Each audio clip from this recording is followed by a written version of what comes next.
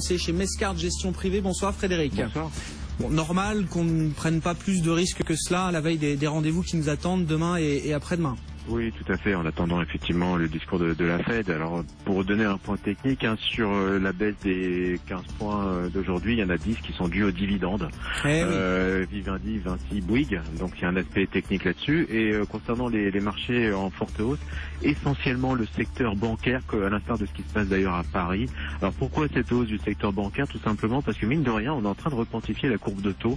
On voit le 10 ans français, par exemple, pour passer aux alentours de 0,64, le 10 ans allemand à 0,30.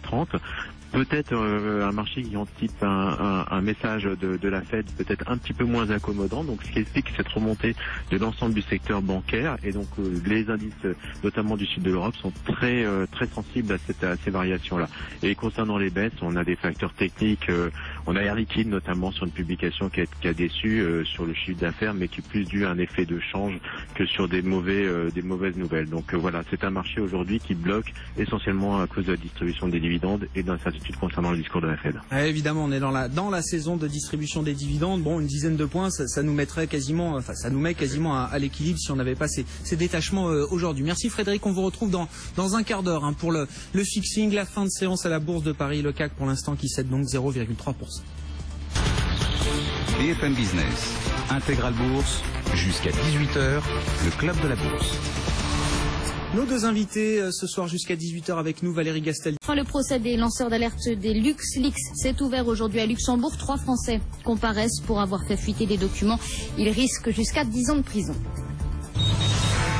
17h30, le fixing, fin de séance en Europe et à la Bourse de Paris. On est toujours avec nos invités en plateau. Xavier Patrolin, président d'Albatros Capital. Valérie Gastaldi, stratégiste de Day by Day. Et par téléphone, Frédéric Rosier qui est avec nous, conseiller chez Mescard Gestion Privée. Il faut le noter, Frédéric, pourquoi est-ce que ça pèse un petit peu sur le CAC 40 aujourd'hui? Bon, il y a les publications, Air Liquide notamment là qui plombe un peu l'ambiance, mais il y a aussi des phénomènes techniques liés à des versements de dividendes. Oui. Pour donner un chiffre, on a à peu près 80 ou 90 points d'indice sur les 2 prochains mois qui vont passer en dividendes. Donc c'est vrai que ça va faire un poids mécanique assez important sur le marché. On le voit aujourd'hui, 10 points, c'est l'équivalent de la baisse qu'on a avant la Exactement, oui. Voilà, donc c'est un marché qui est quand même assez bien orienté, quand même soutenu par les banques, je le signalais tout à l'heure, mais on a un phénomène assez fort de repontification de la courbe de taux, on le voit là depuis quasiment une semaine, drivé aussi par les taux américains, et l'ensemble des bourses du sud de l'Europe aujourd'hui sont dans le sillage, puisqu'on a de très forte pondération bancaire, notamment sur Milan, qui explique ce rebond de quasiment 1,60 actuellement. Ouais, il y a les résultats de Standard Chartered aussi qui aident à l'ambiance du jour, qui bondit de plus de 10% à Londres. Et c'est vrai que voilà, les actions de la zone euro globale, quand on regarde l'Eurostock 50, sont positives ce soir. Le CAC lui est en léger retrait. Voilà, on perd 10 points, 11 points précisément là au fixing, moins 0,2%. Ambiance mitigée également à Wall Street. Sabrina, on vous retrouve sur place pour faire un petit point d'étape sur les marchés américains. Grosse séance de résultats. Apple évidemment ce soir, avant l'autre gros morceau de la semaine. Enfin, il y en aura même plusieurs. Il y a la Fed, il y aura le PIB US également jeudi. C'est vraiment une semaine importante là. Semaine importante avec une tendance légèrement hésitante depuis ce matin sur les 3 indices américains. Le Dow Jones recule de 0,1%, 17 965 points. On est loin des plus hauts niveaux de la séance. On était tout à l'heure en tout début de séance au-dessus des 18 000. Le S&P 500 grimpe de 0,1%, 2089 points. Quant au Nasdaq, on est sur une baisse de 0,2%, 4886 points. Vous l'avez dit, effectivement, il se passe pas mal de choses aujourd'hui avec sur le front de la macro, quelques statistiques. On a eu les commandes de biens durables qui ont affiché un rebond sur le mois de mars, mais moins marqué que prévu. On attend bien sûr la Fed avec la réunion qui démarre aujourd'hui. L'indice de confiance également qui a été publié ce matin, décevant, nettement inférieur aux attentes sur le mois d'avril. Et côté entreprise, bien sûr, on a des publications de résultats avec des annonces qui sont relativement partagées. Vous avez Dupont dans la chimie qui prend 2,2% avec des résultats supérieurs aux attentes, des chiffres des prévisions qui ont été rehaussées, le titre en profite. 3M en revanche, c'est plutôt partagé. Le chiffre d'affaires est un petit peu juste. Le titre perd 1,2%. Procter & Gamble, également déception sur le chiffre d'affaires qui recule de nouveau, moins 1,3%. Et vous l'avez dit, ce soir, de grands rendez-vous. Apple, Twitter, eBay publieront leur trimestriel. Un mot également du secteur pétrolier, un secteur qui se distingue à la hausse. On est sur de belles progressions. Exxon, plus 0,4%, un petit peu à la traîne par rapport aux autres valeurs du secteur. Chevron prend 1%. Conoco, Philips est également en belle progression. Exxon qui perd son triple A, c'est Standard & Poor's qui l'a annoncé tout à l'heure, son credit rating, triple A, donc dans le sillage de la baisse des prix du pétrole. Le titre Exxon, du coup, est un petit peu à la traîne, moins 0,3%, Grégoire. Merci beaucoup Sabrina. Oui, intéressant, Exxon qui perd son... Avec nos invités en plateau, Valérie Gastaldi, stratégiste de Day by Day, Xavier Patrolin, président de l'Albatros Capital, et par téléphone Frédéric Rosier avec nous, conseiller chez Mescard Gestion Privée. C'est vrai que le secteur bancaire a vraiment mené aujourd'hui les marchés européens. Ça explique, on le disait tout à l'heure Frédéric, la performance par exemple de Milan, plus 1,5% pour Milan. Alors nous aussi à Paris on est très fortement pondéré en actions bancaires, mais bon, ça, on a été freiné par d'autres titres là. Effectivement, donc c'est un marché littéralement coupé en deux, et on le voit bien d'ailleurs aussi en Europe, puisque le DAX était à la traîne, puisque le DAX n'a pas de pondération bancaire. Donc c'est un marché soutenu par cette remontée des taux qui est assez importante, et bizarrement d'ailleurs depuis le dernier discours de Mario Draghi, on a vu les taux littéralement s'envoler, puisqu'on est à 0,30 sur le 10 ans allemand, on est à 0,64 sur le 10 ans français. Je rappelle, le 10 ans allemand, il y a quelques jours, on était en passe quasiment de passer en taux négatif. Donc c'est une remontée assez significative, une repontification avec des anticipations de remontée de taux aux États-Unis qui commence à faire son petit chemin. Je vous rappelle, il y a quand même des facteurs, j'entendais un peu votre discours de tout à l'heure sur la remontée des taux, mais il y a des facteurs aujourd'hui qui plaident pour cette remontée des taux d'intérêt, peut-être double remontée des taux d'intérêt. Alors premièrement, la partie pétrole, matière première, on a encore inflation aujourd'hui qui est déjà dans les limites de la Fed, et on a une variable pétrolière qui se dégrade au fur et à mesure de la remontée des prix du baril, puis les tensions sur les salaires. Alors pour l'instant, c'est pas le cas aux États-Unis, mais on voit quand même avec un taux de chômage très très faible, on pourrait avoir une tension assez forte sur les salaires. Et je rappelle que dans le discours de la Fed, on avait une préoccupation sur notamment la situation en Asie et plus particulièrement en Chine, et que cette préoccupation tend à disparaître. Donc c'est vrai qu'on pourrait avoir un discours peut-être un peu plus agressif que ce qu'anticipe le marché, et on voit que aux États-Unis et en Europe, les taux ont tendance à remonter.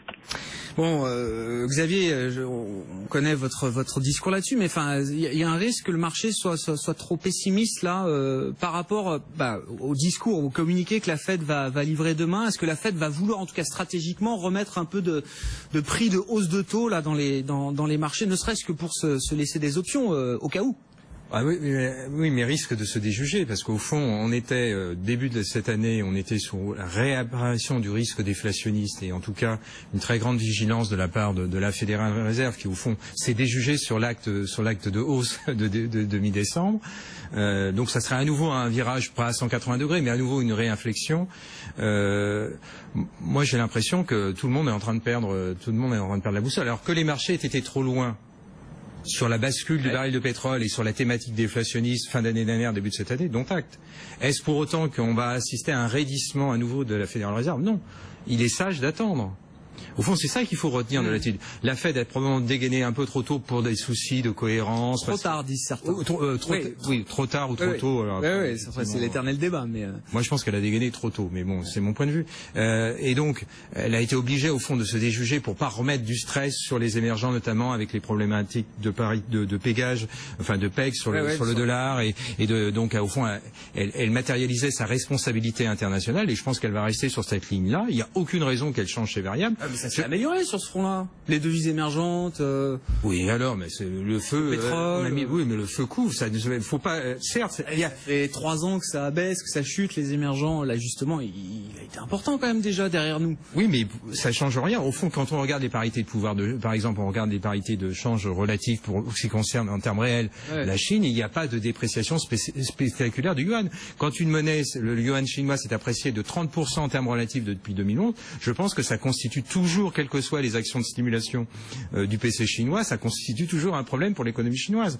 Donc il faudrait que le yuan chinois se déprécie et gérer ce point-là. Donc, à mon avis, la stratégie qui est sortie du fameux G20 de Shanghai, c'est on se calme. Ouais.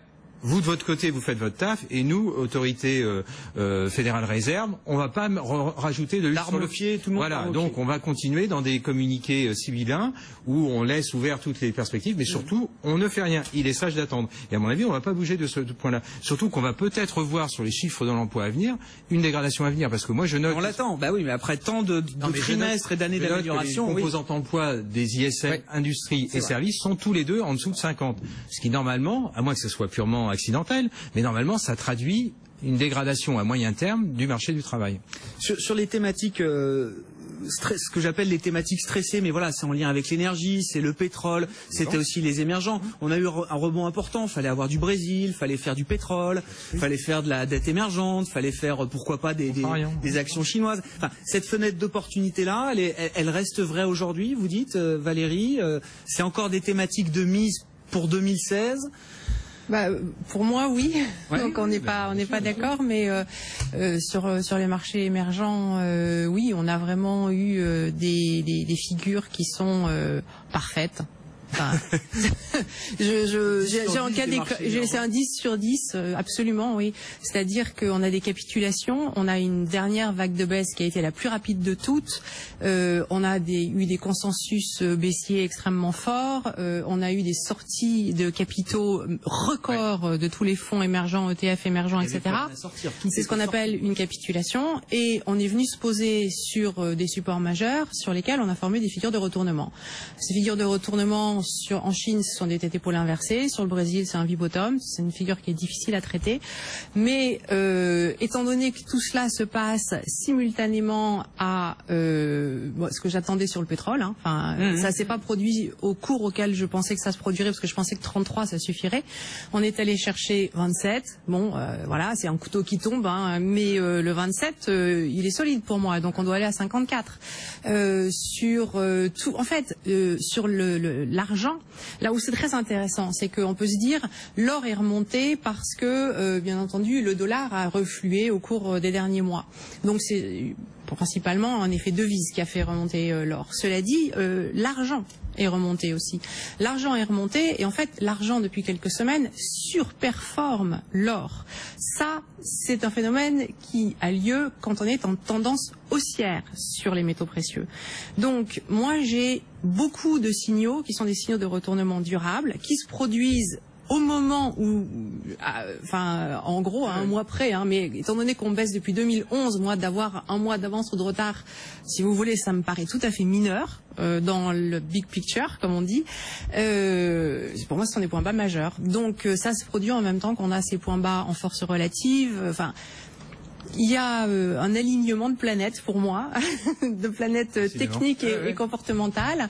C'est-à-dire qu'on a les deux. On a les figures techniques avec le comportement qui est un comportement de capitulation après une très longue baisse.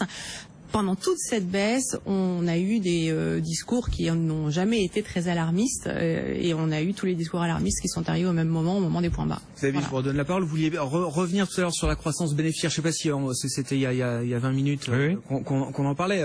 Valérie défendait le point suivant, c'est-à-dire que le marché n'attend pas qu'on retrouve un momentum bénéficiaire pour monter. Généralement, il monte avant, alors que les bénéfices continuent de se dégrader. Je vais faire une brève séquence historique. Les marchés depuis Lehman Brothers, on va dire mars 2009, sont sur une séquence haussière de leur ratio de valorisation sans aucune contribution des bénéfices. Donc à un moment, il n'y a pas de secret, ou alors on rentre dans un nouveau monde où les bénéfices ne jouent absolument pas, et les ratios de valorisation sont monitorés globalement par les conditions monétaires et puis l'aversion au risque des investisseurs. Point barre. Voilà, c'est tout.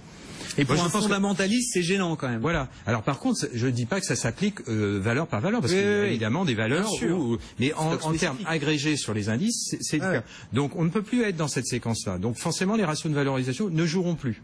Donc on doit avoir des contributions bénéficiaires. Au fond, on a un cycle de quasiment 7 ans, j'exagère un peu, disons 5 ans de contribution uniquement des ratios de valorisation avec les conditions monétaires. Maintenant, on rentre dans ce nouveau terrain qui est celui des perspectives bénéficiaires de la croissance. Et comme je pense que nous sommes dans un univers de faible croissance, voire de stagnation, il n'y a pas de secret. Alors ça ne veut pas dire qu'il n'y a pas des titres, ceux qui sont liés à la digitalisation, à la révolution numérique, à ce que vous voudrez, voire au low cost, voilà, qui offrent des opportunités intéressantes d'investissement, mais en agrégé, les marchés n'offrent pas de perspective. Donc attention, voilà, c'est tout ce que j'ai dit. Et pour l'instant, je constate une stagnation des bénéfices, donc il ne peut pas y avoir de dynamique haussière, c'est pas possible. Il peut y avoir des opérations de M&A, dont acte, mais pour un Darty, vous avez le reste de la cote qui s'ankylose. Donc il faut pas, voilà, donc c'est mon point de friction est là.